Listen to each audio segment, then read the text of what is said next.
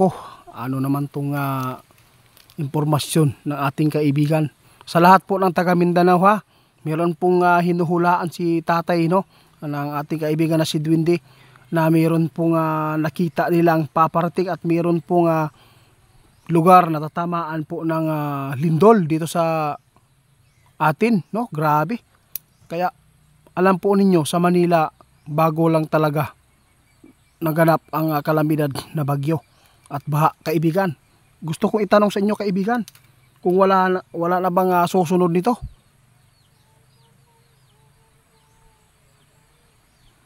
Ganun pa rin daw, guys, no? Nakita ng ating kaibigan, marami talagang mga kalamidad pa na papasok. Walang humpay ang kasakit sa mga dinadaanan po ng baha o bagyo. Delikado kayo. Dapat po mag-ipon kayo ng tubig hanggat maayos pa yung panahon, ha. Yun po ang ano namin sa inyo, no? Para po masipti at hindi kayo mapasukan ng mga bakterya. Dapat po kumplituhin po ninyo ang inyong dapat kumplituhin sa inyong kailangan sa inyong pamilya. Kasi sabi ng ating kaibigan, yung natikman po ninyo na hindi pa tumungtong ang September, posibleng marami pang mga bagyo, mga baha na masasagupa ninyo. Panalangin ninyo ang dam na sana ay hindi bibigay yan kapag may bagyong malakas o malaking baha. Kasi pag bumigay yan, nasa bagyo, nasa baha, posibleng maraming buhay ang mawala, kaibigan. Nakakatakot po. Naalala ko po yan, kaibigan, guys. Meron pong tinumbok si kaibigan. Meron pong pinapaabot sa atin. Binalik po niya sa atin. Naalala po ba ninyo yung sinabi po ng ating kaibigan, ang unang-unang pinakadelikado po na tirahan na mga landslide ang masagupa, yung bagyo. 34 ka-landslide ang nangyari. Pero wala naman po akong nabalitaan, kaibigan, na mayroon pong mga buhay po ang namatay. Nawala. Naku po, bagyo. Tandaan po kung sino man po yung mga makapanood dito. Marami po akong subscriber po doon sa Benguet, no? At marami po akong pinadala po doon ng mga sinukuan at langis, no? Lucky Charm. Tandaan po ninyo ang binanggit ng ating kaibigan. Kung nakakatakot man ang Luzon sa tubig, bagyo, part ng Luzon. Pero mas delikado ngayon ang nakikita ng ating kaibigan doon sa bagyo. Kasi yung lupa na bumigay po doon, posible yan na bibigay ulit yan.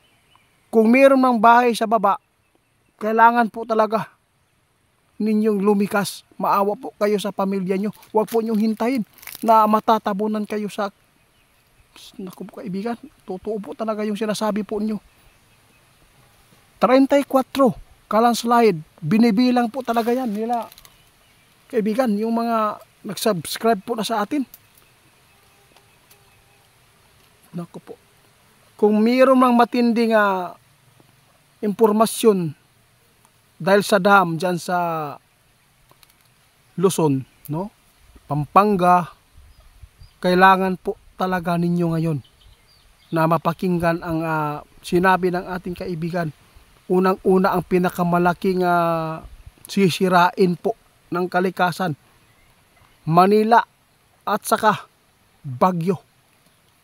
Alam po ninyo, guys, ang kalikasan, guys, hindi na yan mapipigilan pa, no? Wala nang makapagpipigilan kasi po sinira ng mga tao. Yung mga gahaman dyan, sinira nila ang kalikasan. Kaya ito po ang balik sa inyo.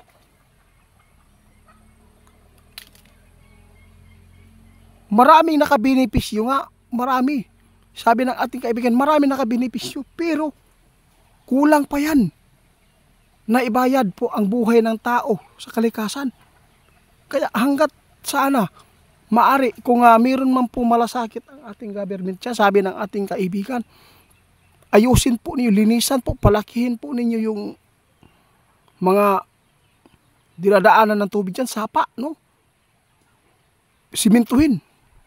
Yung mataas-taas po talaga para hindi agad naaabot. Kung sakali man moabot, hindi yan masyadong malalim. Kaya sana po matugunan po, no? Kaibigan, salamat po sa inyo.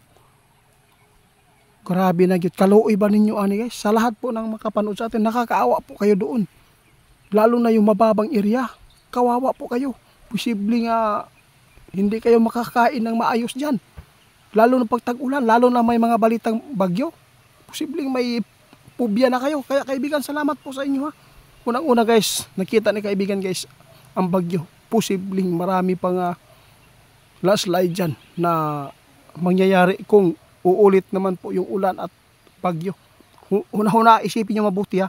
Hindi pa tumungtong sa September. Bakit nagparamdam na ang panahon? Ito yung sabi ng ating kaibigan. Ibig sabihin yan, pinapahanda kayo.